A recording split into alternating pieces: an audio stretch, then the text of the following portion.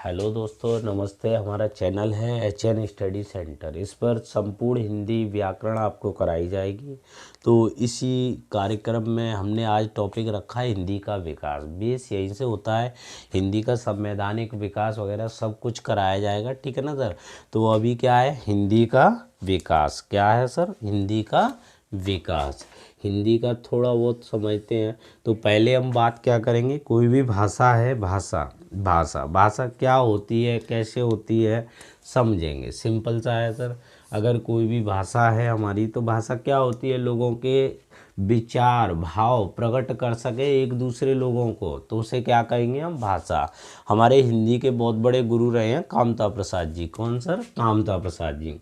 उनका मानना है कि भाषा क्या है, भाषा वह साधन या माध्यम है जिससे एक मनुष्य दूसरे मनुष्य से अपने विचार भाव प्रकट कर सकता है। आप समझ सकते हैं कि भाषा क्या है। अगर भाषा नहीं होती तो मैं आज वीडियो नहीं बना रहा होता, आप लोग नहीं समझ पा रहे होते।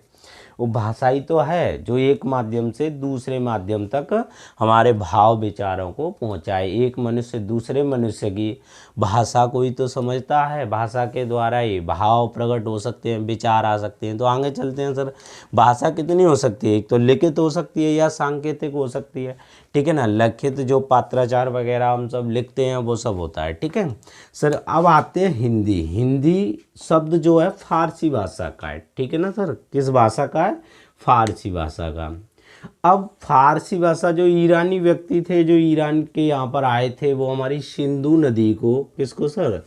सिंधु नदी को क्या पढ़ते थे? हिंदू पढ़ते थे। जनरली माना जाता है कि ये शब्द वहीं से आया। वो सा को क्या पढ़ते थे? हा। और दा को क्या पढ़ते थे? दा। ठीक है ना सर। हिंदी शब्द का उल्लेख सबसे पहले अलबरूनी के ग्रंथ अल हिंद में मिलता है।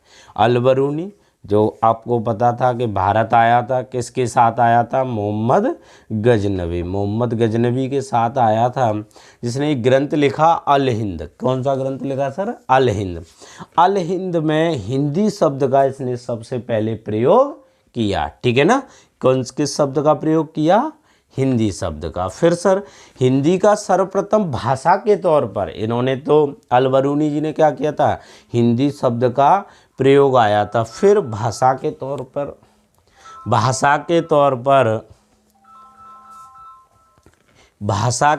पर सफरुद्दीन यजदी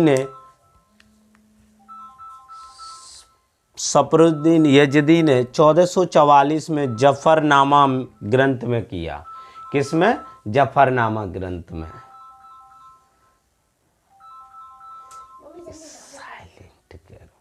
किस ग्रंथ में किया सर? जफरनामा ग्रंथ में। किस में किया था? जफरनामा ग्रंथ में।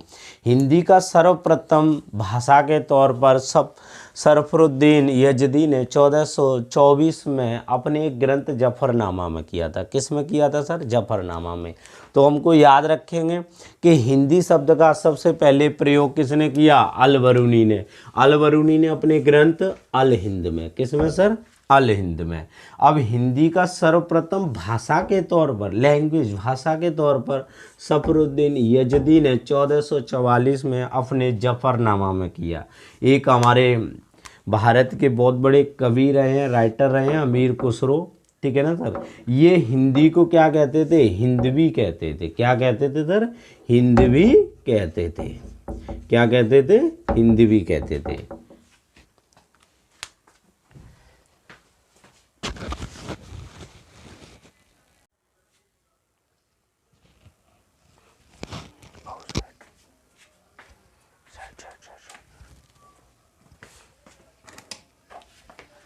तो सर हिंदी भाषा का विकास, भारतीय भाषाएं, भारतीय भाषा परिवार आपने सुना होगा, 4 भाषा परिवार होते थे। कौन कौन से? बहुरूपीय भाषा परिवार, बहुरूपीय भाषा परिवार, द्रविड़ भाषा परिवार, ऑस्ट्रिक भाषा परिवार और चीनी तिब्बती भाषा परिवार।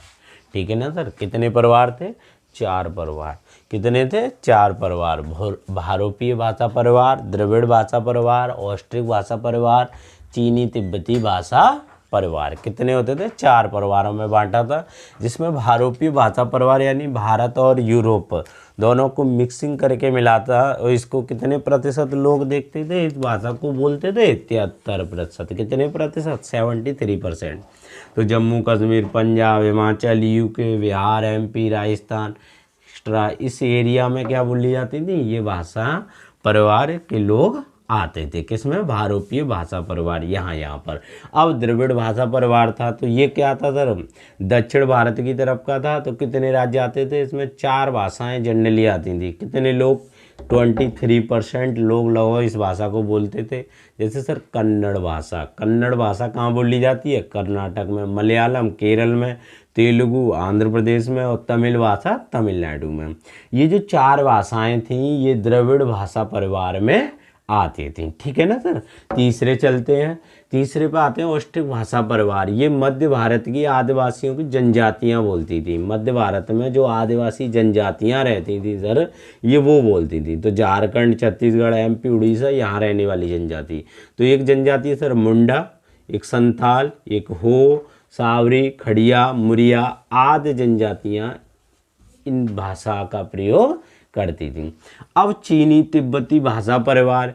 अब पूर्वोत्तर भारत में जो हमारे राज्य थे, पूर्वोत्तर भारत की जो जनजातियों रहने वाले राज्य, वो जनजातियां इस भाषा का इस्तेमाल करती थीं। जैसे लुसाई, मिसमी, आवोर, बोडो, खारो, खासी, भूटिया, नागा। अब देखो खारो, खांसी, ये तो सुना होगा आपने, पहाड़ों के भी नाम आते हैं यहाँ से। तो ये जनजातियाँ क्या हुआ, किस भाषा परिवार में आती थी? चीनी तिब्बती भाषा परिवार में आती थी।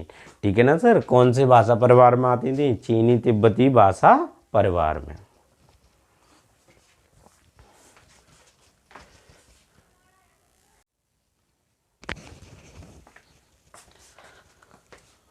हेलो दोस्तों, आगे चलेंगे। काल क्रमानुसार हिंदी का विकास। काल क्रमानुसार मतलब समय के अनुसार हमने हिंदी को कैसे कैसे बांटा। तो देखिएगा, इसको 4 भाग किए हमने। जनरली कितने भाग थे? 3 भाग किए। प्राचीन भारतीय आर्य भाषा, फिर मध्यकालीन भारतीय आर्य भाषा और आधुनिक आर्य भाषा। ठीक है ना। कितने भागों में बांटा? 3 भागों में। प्राचीन आर्य भाषा कितने से चली? 1500 से 500 BC, यानी बिफोर टाइम। 1500 से लेकर 500 BC तक। ठीक है ना।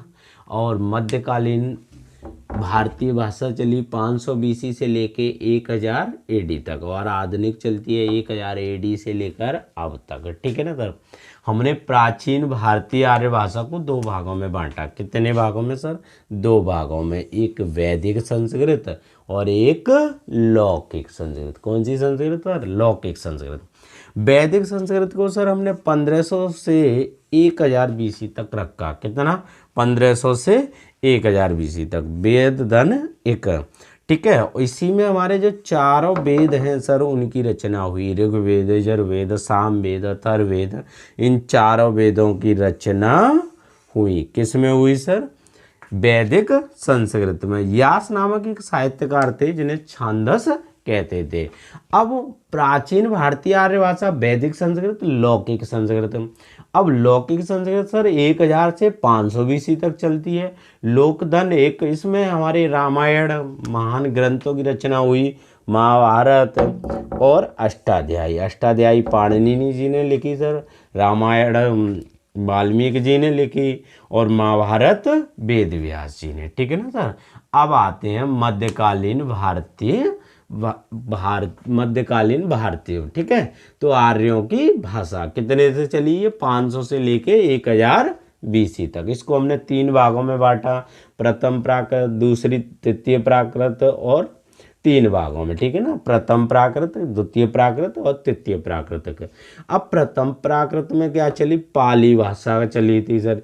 ये क्या थी? बौद्धों की भाषा थी, क्योंकि इसमें बौद्ध ग्रंथ त्रिपिटक का उल्लेख इसी भाषा में हुआ है। और ये पहली देसी भाषा थी। कौन सी भाषा सर? पहली देसी भाषा। बौद्ध ग्रंथ जो त्रिपिटक है वो किस में लिखा गया है? पाली भाषा में। द्वितीयक भाषा कौन? द्वितीय प्राकृतिक भाषा सर 1 AD से कितनी चलती है? 500 AD तक। ये द्वितीयक प्राकृतिक भाषा थी। ठीक है ना सर। इसमें जैन धर्म आगम या अंग, ये जैन ग्रंथ लिखा गया है। कौन सी भाषा में सर? द्वितीय प्राकृतिक भाषा में।